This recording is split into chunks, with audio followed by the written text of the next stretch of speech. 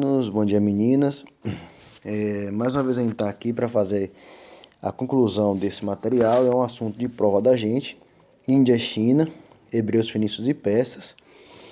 E antes de começar a abordar a temática que está sendo trabalhada aqui, eu preciso que vocês anotem as páginas da atividade para ser entregue na semana que vem, correto?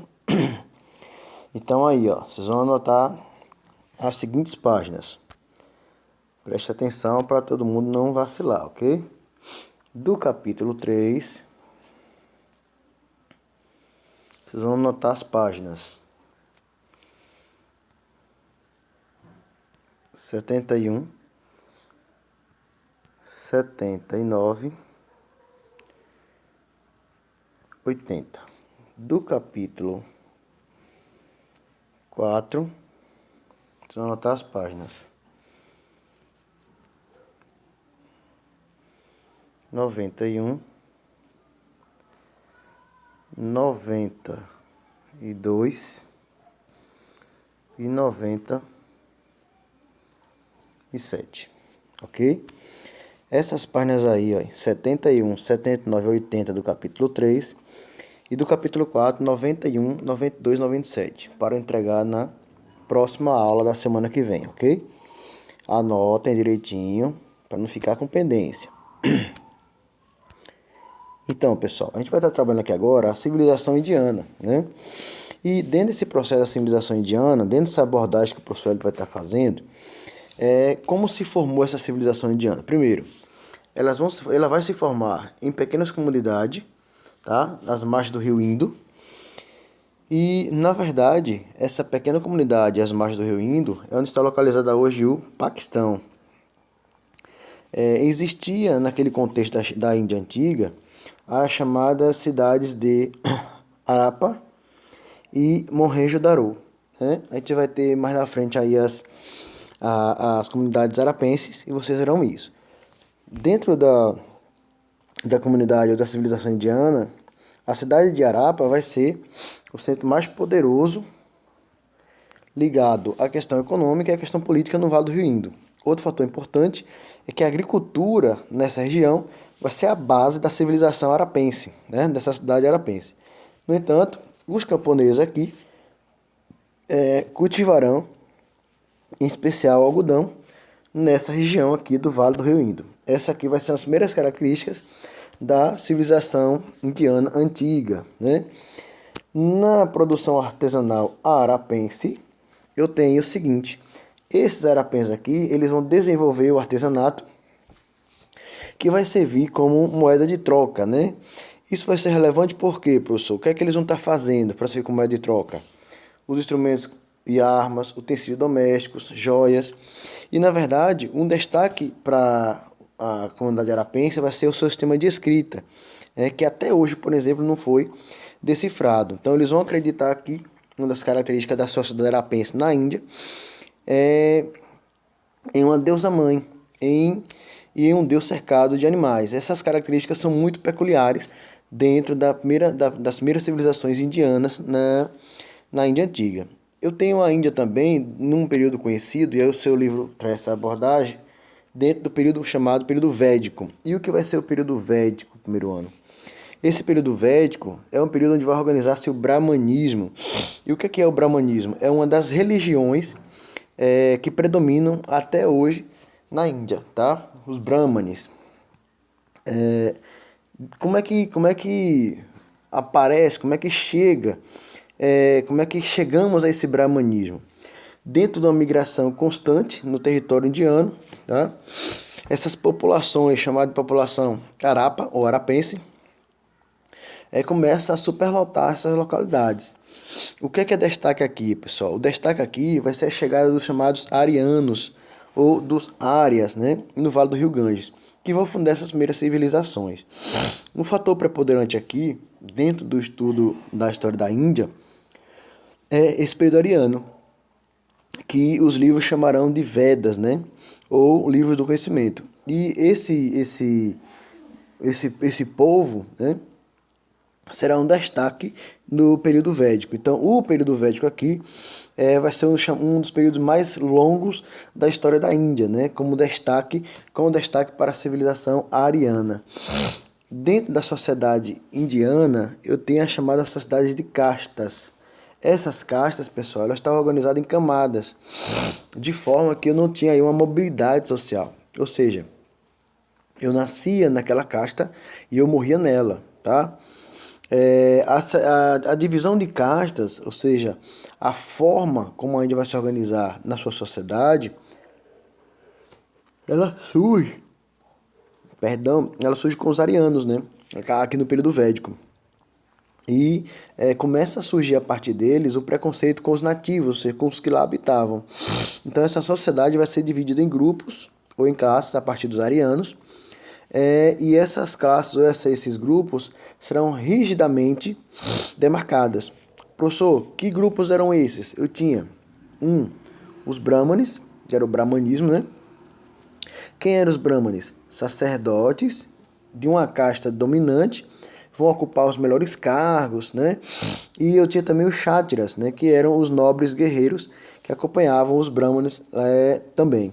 Eu tinha também aqui os vaixas, e esses vaixás, que eram comerciantes, artesãos, agricultores, vão pagar impostos e serviam às guerras. Observe que eu tenho aí uma classe inferior à outra. Eu tinha aqui no terceiro os Sudras, né? E esses Sudras aqui eram servos trabalhadores independentes do seu senhor. Então essa camada abaixo, que vocês estão visualizando aí, os Sudras, eles eram chamados de intocáveis. Eram pessoas que eram excluídas da sociedade, não tinham direitos, eram consideradas impuras, né? E diante disso, acreditava, segundo as classes superiores, que eles desobedeceram, por exemplo, as leis religiosas. Então, na Índia, pessoal, até o dia de hoje tem a chamada sociedade de casta. Teve até uma novela na Rede Globo que abordou essa questão, que foi a novela Caminho das Índias. Mostrou muito bem essa divisão das castas na Índia. Outra característica básica da Índia é o que está presente na filosofia hindu. E qual é a crença da filosofia hindu? A crença é a seguinte. Primeiro, eles acreditam na reencarnação, que está associada à ideia do karma. Esse karma seria aquilo que rege o universo. É aquilo que foi criado pelo universo, que não se muda, né? Então, se eu sou um brahmane, ou então se eu sou um sudra, foi a lei universal que criou tal situação e eu não tinha como mudar mais aquilo. Ora, consequentemente, essa determinação ou esse determinismo é uma característica própria dentro da filosofia hindu. Como funcionaria a minha libertação? O indivíduo deveria buscar essa libertação, né? Mesmo vivendo em uma imutabilidade. Então, para eles, o caminho do conhecimento, a busca pelo conhecimento, o caminho da ação e o caminho dessa santidade, ele é individual. Ou seja, cada um devia buscar a sua santidade, cada um devia buscar a sua libertação. Então, a crença no Brahma, como eterno e absoluto, e na existência do estágio de purificação, seria aqui uma das forças religiosas do hinduísmo. Então, o hinduísmo crê no Brahma, o Deus da religião do povo hindu.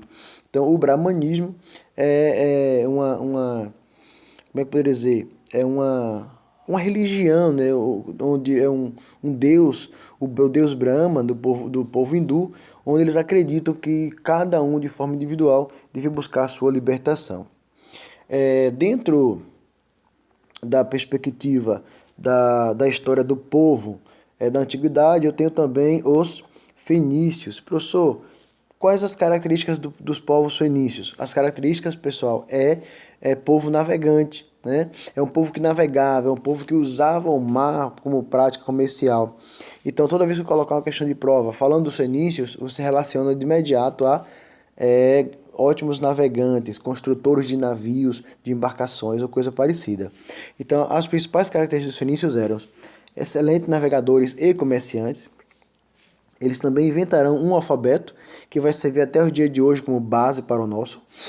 Eles vão ocupar uma estreita faixa que hoje situa o atual Líbano, na antiguidade, hoje é o Líbano. As altas montanhas vão impedir os fenícios de adentrar no continente e por isso eles vão se voltar os esforços para o mar. Então, qual a dificuldade dos fenícios é avançar por terra a outras localidades? É a região onde eles habitavam, pessoal, no Líbano, montanhosa. Daí eles se lançam ao mar. As cidades fenícias mais importantes aqui vai ser Biblos, Sidon e Tiro. Essas cidades são destaques para o povo fenício. E uma das características, que é praticamente a característica de todos os povos da antiguidade, é que eles eram politeístas. A próxima civilização, Mirone, é a civilização hebraica, ou a civilização do povo hebreu. Professor, o que é isso? Qual a característica desse povo? Primeiro fator importante, o povo hebreu, pessoal, no primeiro momento eles eram politeístas. Só que no decorrer, a partir da organização desse povo, a gente vai ter a crença em um único Deus, tá? E a gente vai ter a chamada religião monoteísta. Mas a priori através da crença do único Deus Yahvé, eu tenho fundamentos religiosos para a formação desse cristianismo e do islamismo, ou seja, é a partir da civilização hebraica que a gente vai ter aí os fundamentos para o surgimento do cristianismo mais adiante e do islamismo lá do Maomé. Quem é o povo hebreu? Primeiro ponto aqui. De onde vem o nome? Significa passar, transitar, atravessar, cruzar. E por que esse nome, pessoal? Porque o povo hebreu era um povo viajante, era um povo que vivia do nomadismo, né? E essa característica era comum do povo hebreu. Primeiro porque buscavam sobrevivência, né? Através das terras que naquela região eram bastante seca. Então, onde que estão esses registros? Onde que eu encontro o povo hebreu? No Antigo Testamento, na Bíblia que vocês conhecem, que vocês têm em casa. Então, pessoal, no Antigo Testamento, tá, que a gente encontra a história do povo hebreu. O grande destaque é esse. E qual é a herança que o povo hebreu vai deixar pra gente? O monoteísmo e a crença em um único Deus verdadeiro. A história do povo hebreu, pessoal, era dividida em 3 etapas. O governo dos patriarcas, governo dos juízes e governo dos reis, que a gente vai estar vendo aqui agora. Como eu disse lá atrás, os hebreus, tá, será encontrado a sua história, a sua explicação, né, mais didática dentro da própria Bíblia Sagrada no Antigo Testamento. E dentro da própria história bíblica, né, entende-se que a narrativa que lá está é uma narrativa fiel do povo que lá habitava naquele contexto. Mas, ao longo do tempo, as pesquisas arqueológicas, escavações, estudos vão demonstrar aí que esses textos são mais literários e teológicos, mas nem sempre são históricos, ou seja, não teria uma relação de história, né? Seria uma relação mais teológica, explicativa dentro de uma religião, não uma história em si. É claro que alguns historiadores vão contestar, alguns teólogos vão contestar e vai afirmar que sim, a maior história do povo hebreu está no Antigo Testamento, mas isso é humanas, pessoal, isso é história, né? E não significa dizer que se fosse a matemática, 2 mais 2 são 4 e você não muda. Mas humanas não é isso, tá? O que é entendido por um historiador, daqui a pouco outro faz uma análise e entende diferente, e essa vai ser as discussões. Diante dos governos do povo hebreu, pessoal, eu tenho a chamada Era dos Patriarcas ou Governo dos Patriarcas. O que é isso aqui, pessoal? Vai ser o momento em que eu vou ter, para conduzir o povo hebreu, os chamados líderes, né? O chamado pai da comunidade, aquele mais velho, aquela pessoa que representava a comunidade. E um dos primeiros grandes líderes da história, o primeiro grande pai da história do povo hebreu, ou o primeiro patriarca do povo hebreu, vai ser Abraão. E Abraão, pessoal, está dentro do Antigo Testamento. E na Mesopotâmia, que a gente já viu aqui na aula anterior, eu tenho aqui a localização de onde Abraão vai estar com seu povo, na região de Ur, na região da Caldeia. Então é de lá que o povo hebreu, liderado por Abraão, parte para a sua história. Então, Abraão, ele vai conduzir o povo hebreu de Ur, na Mesopotâmia, com o destino à Palestina, a terra prometida. Vocês já ouviram um hino que diz mais ou menos assim: caminhando eu vou para Canaã, caminhando eu vou para Canaã, caminhando eu vou para Canaã, oh glória a Deus, caminhando eu vou para Canaã. Canaã era a terra prometida, na região da Palestina, onde o povo hebreu vai chegar por volta de 2000 anos antes de Cristo e vão viver na Palestina por mais ou menos 300 anos. O que é importante aqui, pessoal? Que é lá nessa região da Palestina que Abraão vai fundar a cultura da religião monoteísta, ou seja, ele vai fundar a religião monoteísta, porque antes na Mesopotâmia eu tinha lá uma religião politeísta. Enquanto o Abraão estava na Mesopotâmia, a cultura do povo mesopotâmico era politeísta, mas agora na Palestina, onde lá eles vivem por 300 anos, Abraão funda a própria religião, de fato, só que monoteísta. Então eles vão sair de Ur para a Terra Prometida e vão confiar esse êxodo, né, para a Terra Prometida, para a Palestina, onde sendo Deus o seu único Jeová, e onde acreditava-se que nessa terra prometida jorrava leite e mel. E o Abraão conduz o seu povo da região de Ur, na Mesopotâmia, até a terra prometida. Isso é importante porque o primeiro patriarca da história do povo hebreu vai ser o Abraão.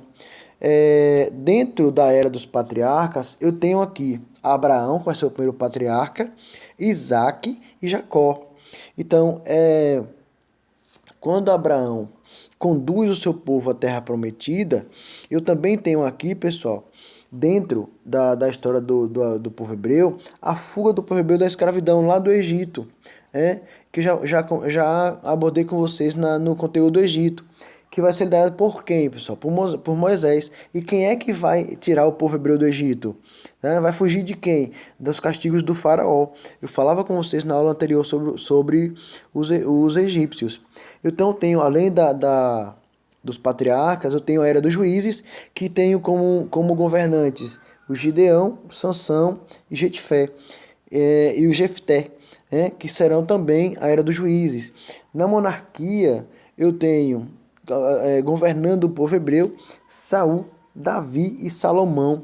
Quem aqui não já ouviu falar no Templo de Salomão em São Paulo? Da Igreja Universal, tá? É uma referência, por exemplo, a Salomão daqui do povo hebreu. Você já deve ter ouvido falar também no Muro das Lamentações. O Muro das Lamentações, no Oriente Médio, é uma referência, é um pedaço do Templo de Salomão, que era um da monarquia na época do povo hebreu. Eu tenho também o cisma, né? E o que vai ser o cisma? Vai ser a divisão do reino de Israel entre reinos do norte e reino do sul. O reino do norte seria o reino de Israel e o reino do sul, conhecido como o reino de Judá. No entanto, pessoal, diante disso, os hebreus irão espalhar-se pelo mundo a partir da dominação da Babilônia. E quando Roma conquista ou domina a Babilônia, a região da Mesopotâmia, no século XI, os hebreus vão se espalhar pelo mundo. Esse espalhar-se pelo mundo vai ficar conhecido como diáspora ou dispersão do povo hebreu. Quando o povo hebreu vai se espalhar por conta de castigos, de não ser escravizados. Então, isso vai acontecer até, pessoal, os anos 30, quando o povo hebreu e os judeus irão sofrer também com o nazismo. Aqui eu tenho de onde o povo hebreu vai sair, né? Da terra prometida, sai do Egito fugindo e atravessar aqui, ó, até chegar em Canaã, que era a musiquinha que eu estava cantando para vocês. Aí seria uma das rotas feita pelo povo hebreu. Eu tenho também aqui a localização onde está o povo hebreu, na região de Israel, tá? Onde habitava o povo hebreu nessa região aqui. Outro povo também, como já falei lá atrás, são os fenícios, e uma das características básicas dos fenícios, primeiro ano, vai ser a navegação, tá? O destaque para os fenícios vai ser as grandes navegações, serão, por exemplo, o comércio marítimo, tá? E aqui, o que a gente vai tentar entender sobre os fenícios? A sua localização.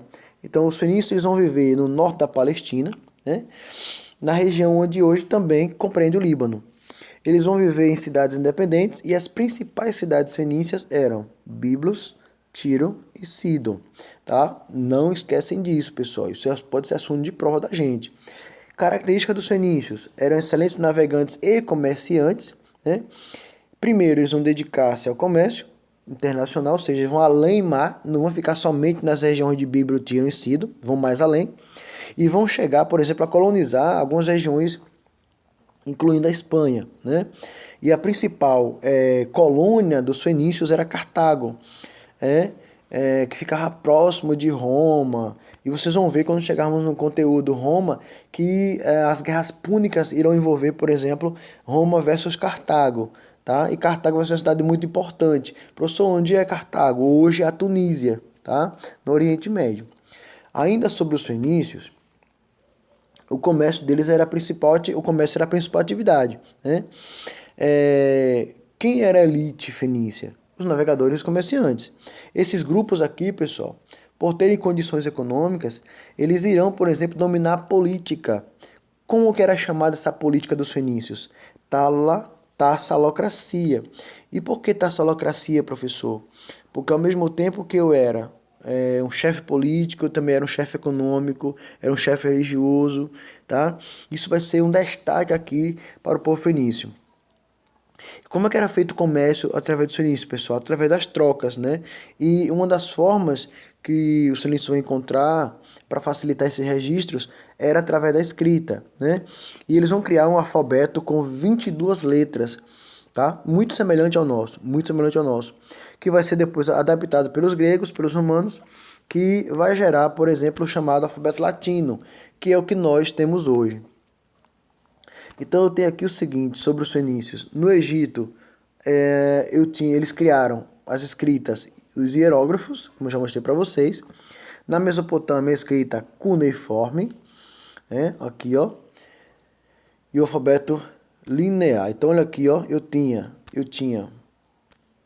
os fenícios, dois tipos de escrita. Uma escrita cuneiforme, parecida com a da Mesopotâmia, com 30 caracteres, com 30 letras, e o alfabeto linear com 22 letras. Essa aqui é a que mais se parece com a nossa de hoje, tá?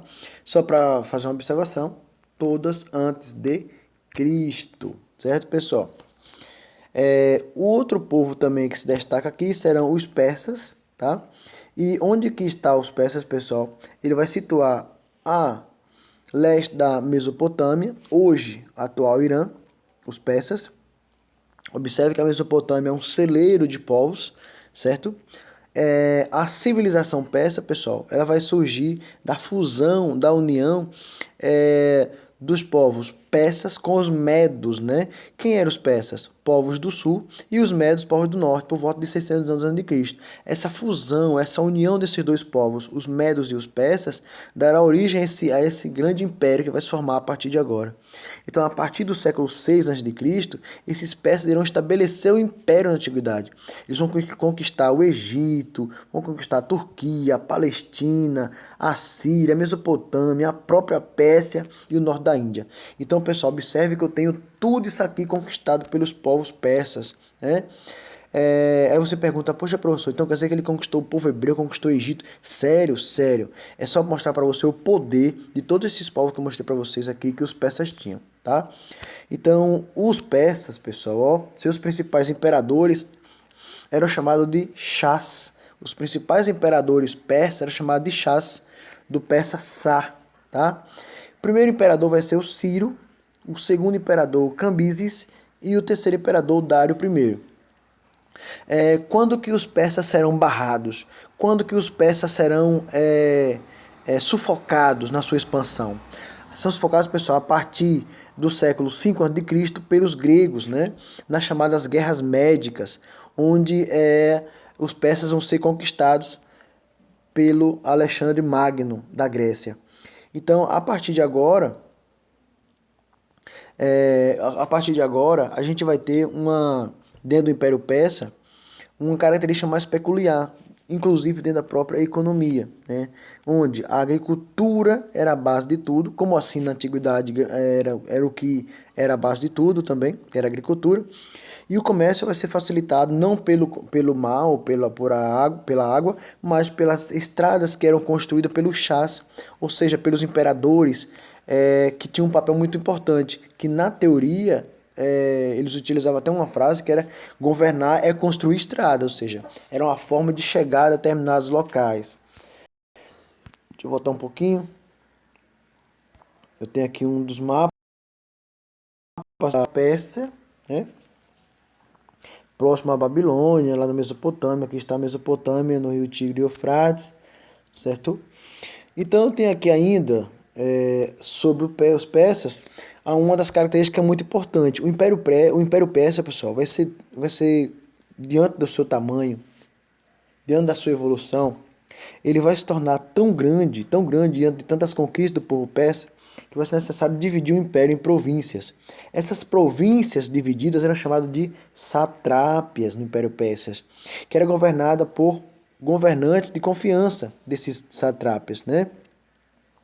Então, havia também, dentro dessas províncias, chamados fiscais reais. Qual o papel desses fiscais reais diante da nomeação do imperador? Vigiar os governadores, chamados de olhos e ouvidos do rei. Então, os fiscais reais tinham um papel muito grande. Em outras palavras, você pode dizer assim para mim: professor, seriam os caboetas? Seria mais ou menos isso. Tá? Então, as províncias, pessoal, do Império Persas eram chamados de satrápias. Dentro da religião persa, pessoal, eu tinha aqui o masdeísmo. E o que é o masdeísmo? É um monoteísmo dualista. Era uma religião que tinha era monoteísta, porém com a característica dualista. Como assim, professor? Característica dualista. Eu tinha o Deus do bem. Na verdade, eu tinha dois deuses, tá? O Deus do bem, ou uma divindade do bem, e uma divindade do mal.